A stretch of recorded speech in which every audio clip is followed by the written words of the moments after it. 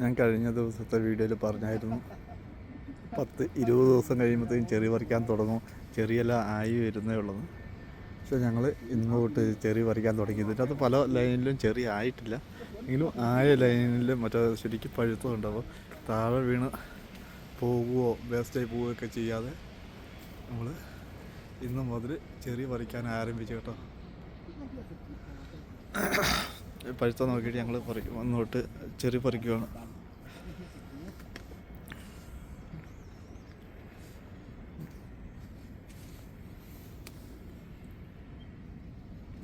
Cherry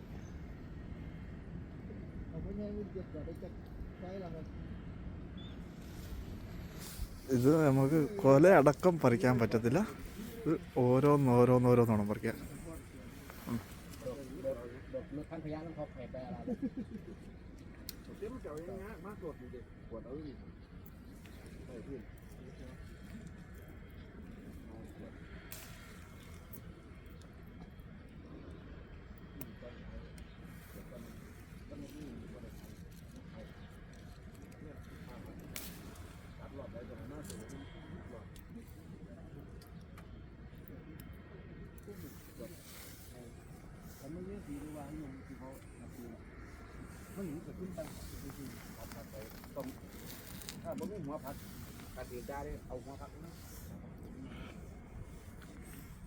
അങ്ങനെ ഓരോന്നോരോന്ന് പറിക്കണം. അപ്പം ഒരുപാട് ബോക്സ് ഒന്നും പറിക്കുകയല്ലേ.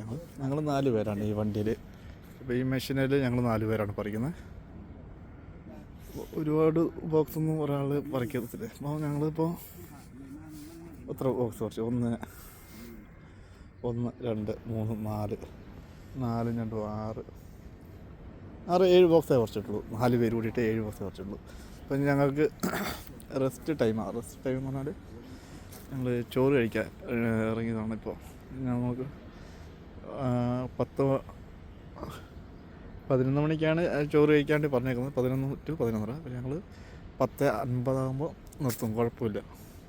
10:50 നിർത്തി ചോറൊക്കെ കഴിച്ച് ഒരു 10-20 മിനിറ്റ് ചോറ് കഴിക്കാനും 10-20 മിനിറ്റ് റെസ്റ്റും കിട്ടും. അത് കഴിഞ്ഞാൽ വീണ്ടും വർക്കിലേക്ക് ഇറങ്ങണം. ഇനി എത്ര നാൾ ഇങ്ങനെ തോട്ടത്തിലെ വീഡിയോ കാണിക്കാൻ പറ്റുമെന്ന് അറിയത്തില്ല. കാരണം വെച്ചാൽ ഇതിങ്ങനെ പറിക്കാൻ തുടങ്ങിക്കഴിഞ്ഞാൽ പാക്കിങ് സെക്ഷനിലേക്ക് മാറ്റും. ഈ തായ്ലാൻഡുകാരൊക്കെ ആയിരിക്കും അധികം പറിക്കുക, പിന്നെ ശ്രീയെന്ന് വരുന്നവരൊക്കെ ആയിരിക്കും അധികം പറിക്കാനുണ്ടാവുക. നമ്മൾ പാക്കിങ്ങിലേക്ക് മാറ്റും. പാക്കിങ്ങിലേക്ക് മാറ്റി കഴിഞ്ഞിട്ടുണ്ടെങ്കിൽ പറിക്കാൻ വരുന്നതാണ് നമുക്ക് കുറച്ചുകൂടെ സുഖം. കുറച്ച് വെയിലും കാര്യങ്ങളൊക്കെ കൊള്ളണമെന്നേ ഉള്ളൂ.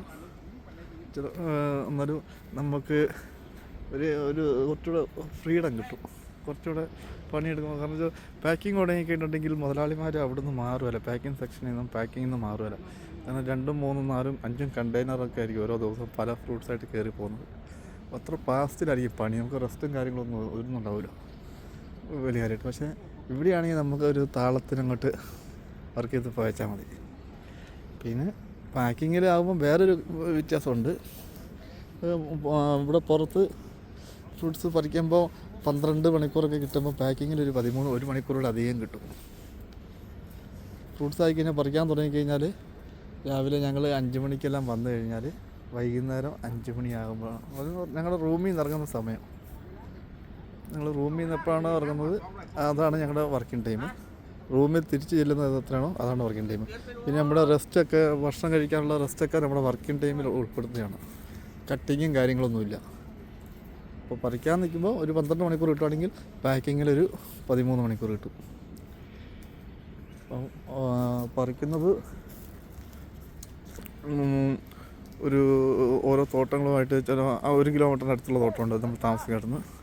ഇത് ഒരു 20-25 കിലോമീറ്റർ ദൂരത്തിലുള്ള തോട്ടമാണ്. അപ്പോൾ പറിക്കാൻ വരുമ്പോൾ പിന്നെന്താ വെച്ചാൽ വണ്ടിക്കകത്തൊരു 1/4 മണിക്കൂർ രാവിലെയും കിട്ടും, വൈകിട്ടും കിട്ടും. അതൊക്കെ നമുക്കൊരു റെസ്റ്റായിട്ട് കിട്ടും. പിന്നെ ഇന്ന് വെള്ളിയാഴ്ച ആയതുകൊണ്ട് ഇന്ന് 3 മണി വരെ വർക്കുള്ളൂ. വെള്ളിയാഴ്ച പ്രത്യേകം എന്താ വെച്ചാൽ ശനിയാഴ്ച ലീവാണല്ലോ. അപ്പോൾ നമുക്ക് 36 മണിക്കൂർ ഇത് റെസ്റ്റ് കൊടുക്കണമെന്നാണ്. അപ്പോൾ ഇന്ന് 3 മണി തൊട്ട് റെസ്റ്റ്. ഇന്ന് 3 മണിയാകുമ്പോൾ ഞങ്ങൾ റൂമിൽ ചെല്ലും.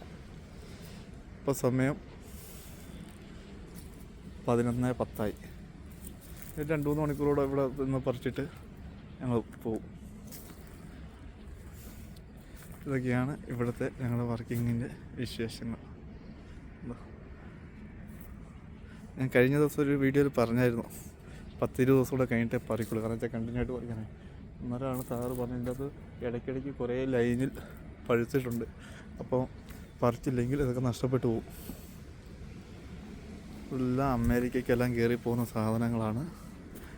ഇതിനകത്തും ക്വാളിറ്റി തരും കേട്ടോ. ഇനി നമ്മളിത് ബോക്സിൽ കൊണ്ടുപോയിട്ട് അവിടെ കൊണ്ടുപോയിട്ട് മറ്റേ എന്തെങ്കിലും കുത്തോ പൊട്ടോ ഒക്കെ ഉണ്ടെങ്കിൽ അതൊക്കെ മാറ്റി ലോക്കൽ മാർക്കറ്റിൽ വിടും.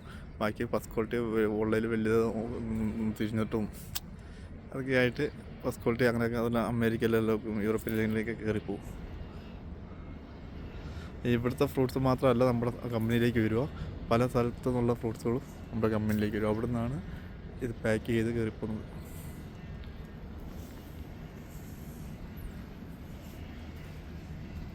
ഇതൊന്നും വാഷിങ്ങും ചെയ്യല്ല, ഇതുപോലെ തന്നെ കൊണ്ടുവന്ന് പാക്ക് ചെയ്തു വിടുന്നു.